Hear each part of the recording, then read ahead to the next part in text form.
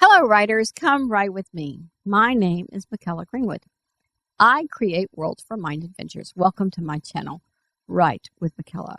I'm very excited to have you here on my channel and have you joining me. Don't forget to hit the like and subscribe and the bell so you can go on this journey with me. Today is story time, or the day of our chapter exchange.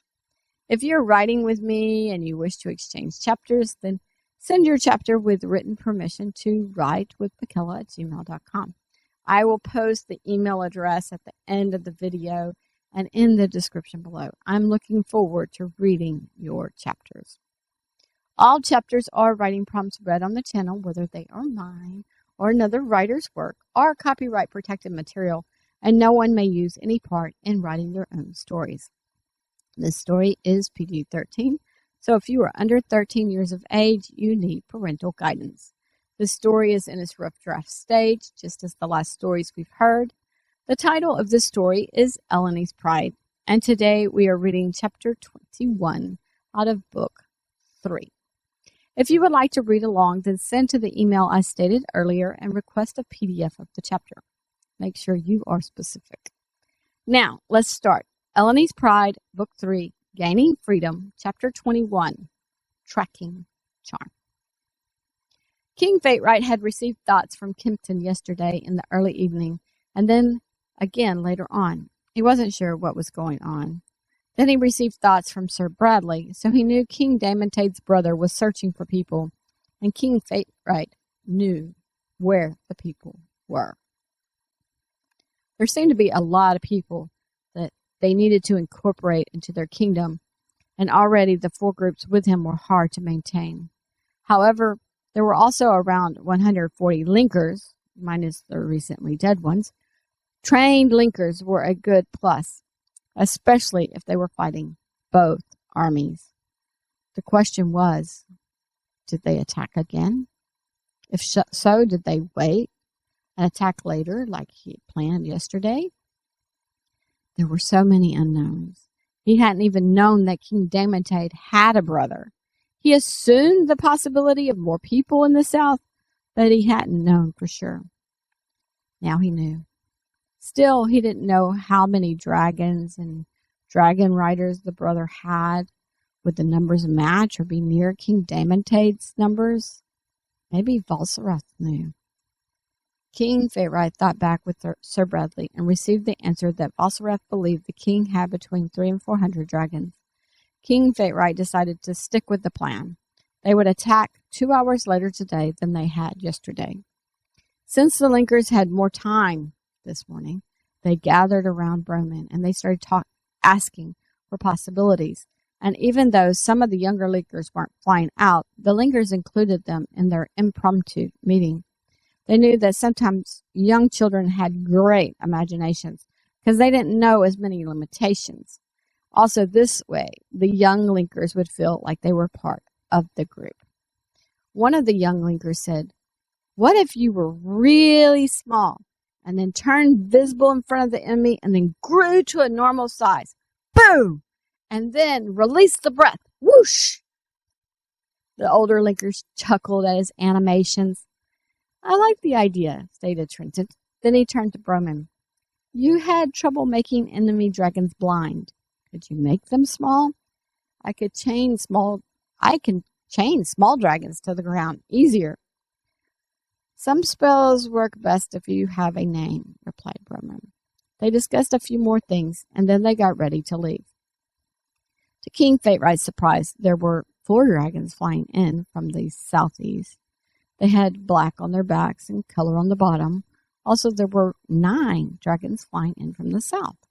These dragons also had color on the bottom. The horns were blowing and his group was not in place yet. The plan was for him to fly in from the west side today and to leave heading west or southwest. As he headed over, he saw several more dragons with black on their backs and color on the bottom. When he got closer, he counted to 5, although altogether that made 18 rogue dragons. Broman thought with some of the rogue dragons to see if they had a name, and Falstaff gave his name. Broman recognized him. He also recognized Kalstein. Some of the rogue dragons didn't respond to him. Once everyone was in place, one of King Fate-Right's soldiers blew a short note on a horn, and they became visible.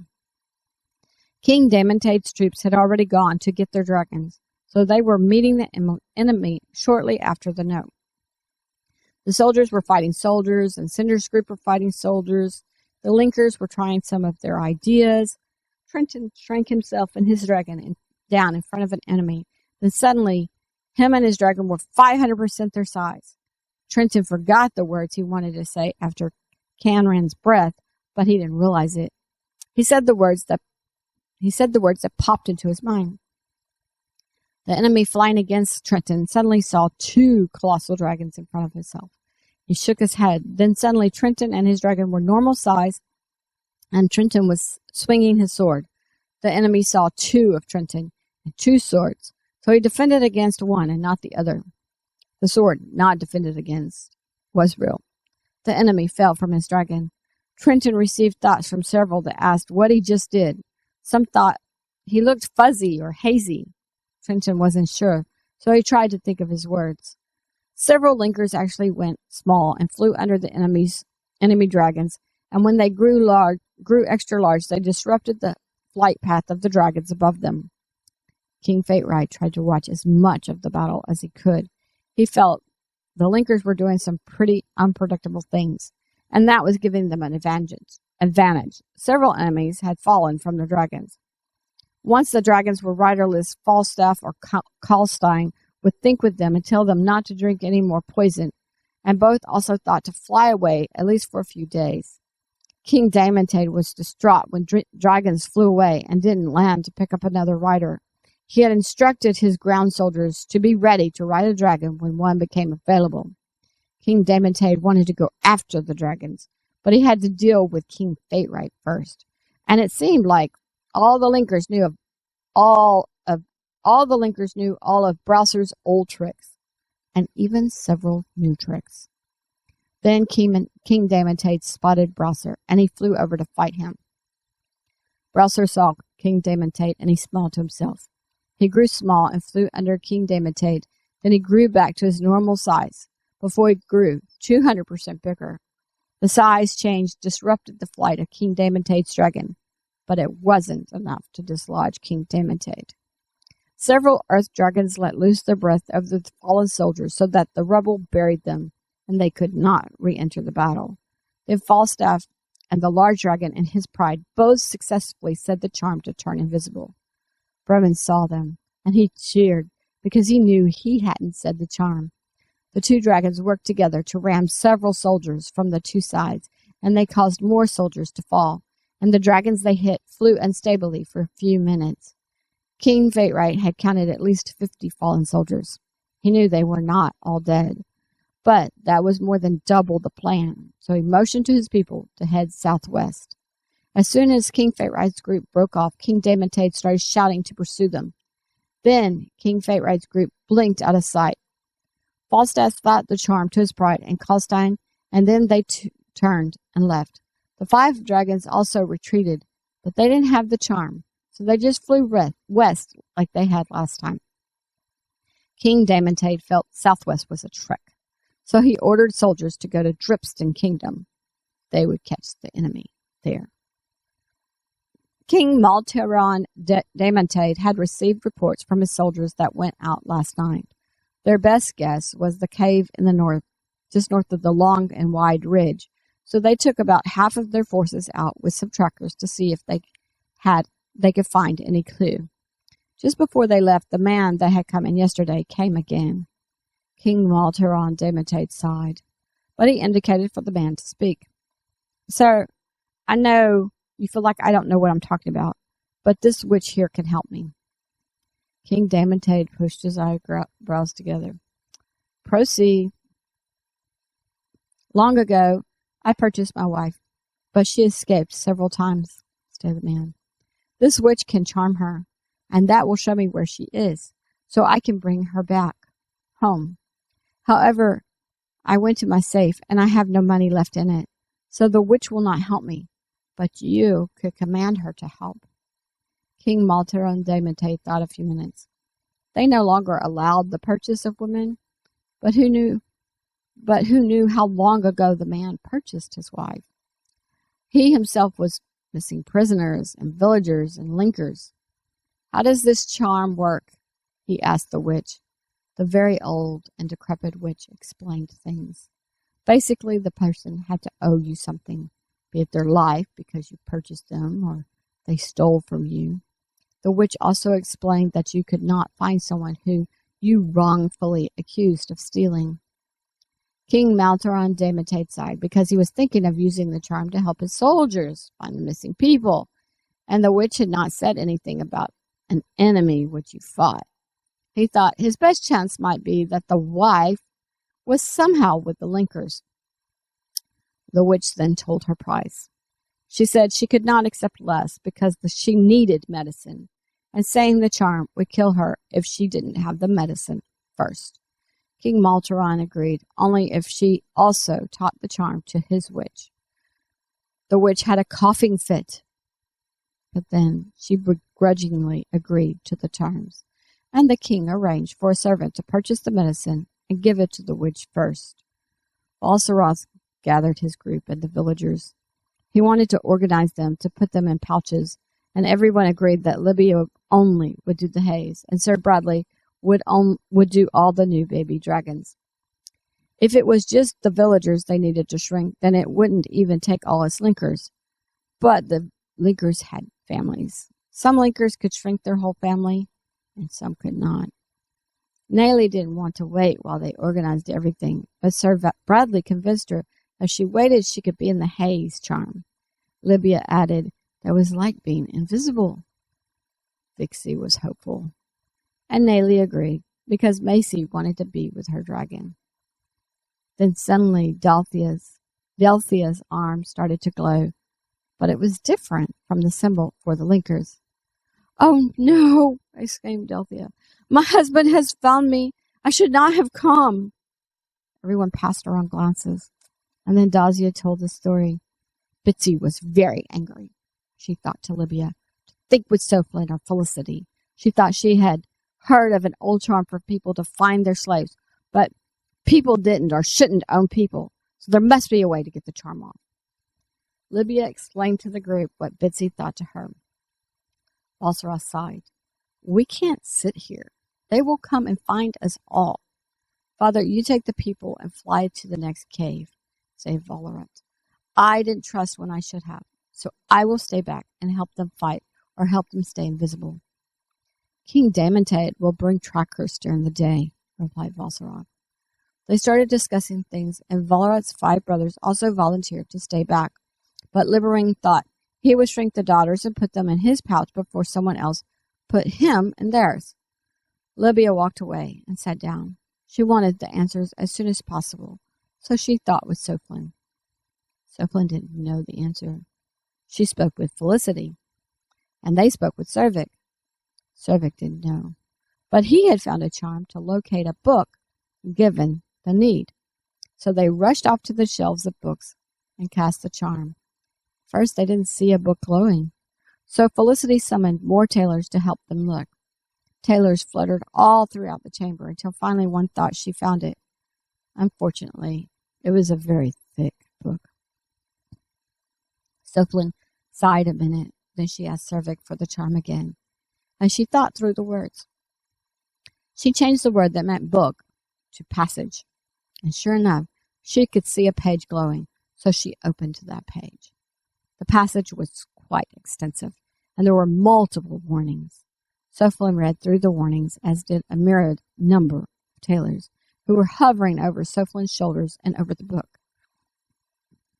Soflin pointed to a sentence and said, "Oh my, there are children involved." She continued reading. Libya opened her eyes. "Don't take Delthia's children." Everyone paused their meeting and looked at her. "But I'm the only one," started Delthia. "I'm getting a charm from Soflin to knock off the tracking charm, but if the tracker is strong, then it will go to your, what was that word? Heirs? Does that sound right?" Balsaroth said that would definitely be her children. Then Balsaroth made motions to several linkers, and they went to mount their dragons. He turned and saw Kasha and Kala looking at him, so he explained that the linkers were going to see if they could see anything. Kasha pointed his thumb at Kala. She has the best eyesight among our people. Balsar motioned Kala to go. Kala ran to her dragon and mounted. Libya once again sat down and thought with Tophan for the words to the charm. Dazia had Delphia sit in front of Libya, and she had the children sit in a circle around them. The next thing they knew, Vixie was yelling for Nayli to stop, but she had already mounted her dragon, and she flew after Kala. Vixie stopped running as the dragon leapt in the air. She sighed. She thought at least Macy was still on the ground. Kasha shook his head, as did Sir Bradley. Valsaroth wanted the story, but he would wait, for now they needed to finish up their plans.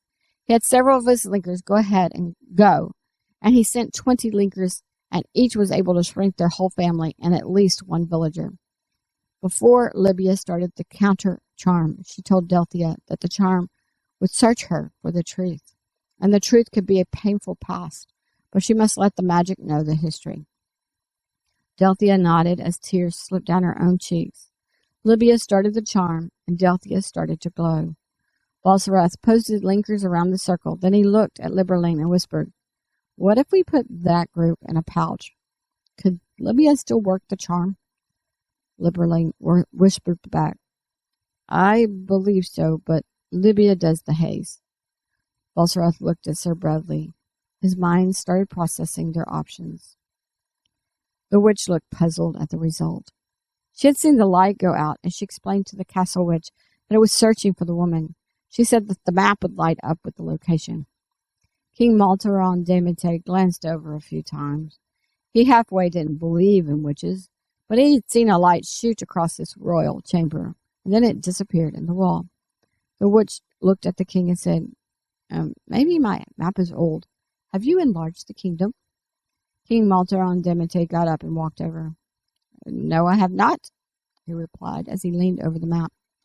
Then there was a tiny speck of light at the top of the page. King Maltaron jerked his head up and looked at the soldiers in the room. Go now to the cave. If I understand things, the woman is to the north of our kingdom, and bring the witch with you." The man clasped his hands together. "Oh, I hope so. I don't want to lose my wife."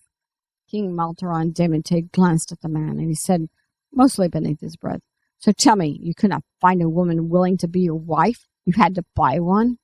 The man didn't really hear what the king said. The soldiers quickly moved out with their instructions, and only the guards stayed behind. This time, when Sylvie got vibrations, she couldn't see anything in the distance, but everyone in her group stared south intently. Then Casca, a woman from Cinder's group, said, "I see something. It looks like a cloud, but it is moving fast." "I see," responded Sylvie. "They look like they were flying northeast again," stated Kempton. "There must be something over there," stated Sylvie. "Yes," added Casca. "Maybe they saw or sensed something, but needed to return with the light." "Should I follow them once they pass us?" asked Kempton.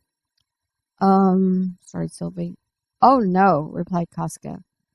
"We all know invisibility," stated Drenacia, who was a 12-year-old linker, "but you are the one to do the haze." Drenacia. Sylvia looked at Drenacia. "Are you volunteering to go?" Drenacia paused and then said, "Yes, I'm volunteering to go." "I'll go with you," stated Manshita, another 12-year-old linker. They all cast their invisibility, and the two girls mounted their dragons. They would follow the enemy dragons, and they would think with their group to know when to return home. Also, the group was going to think with King Faterai to let him know the news. Kosher noticed that things didn't seem to be going so well, so he decided to send magic to Libya, and afterward he would think with his mother to see if she could send some too.